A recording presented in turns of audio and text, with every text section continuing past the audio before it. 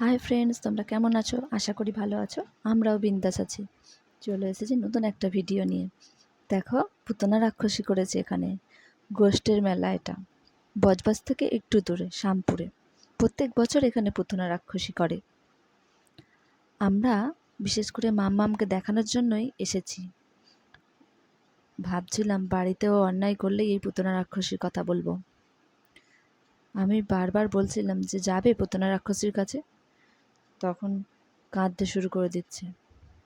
ভাবছি এবার বাড়িতে কোনো অন্যায় করলে বা দুষ্টুমি করলেই আমি পুতনা রাক্ষসীর কথা বলবো। এখানে আবার কিছু নাচের অনুষ্ঠানের আয়োজন করেছে।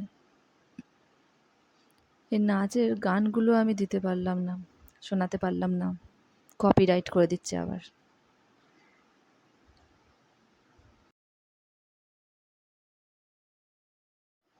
এটা একটা কমেডি নাচ।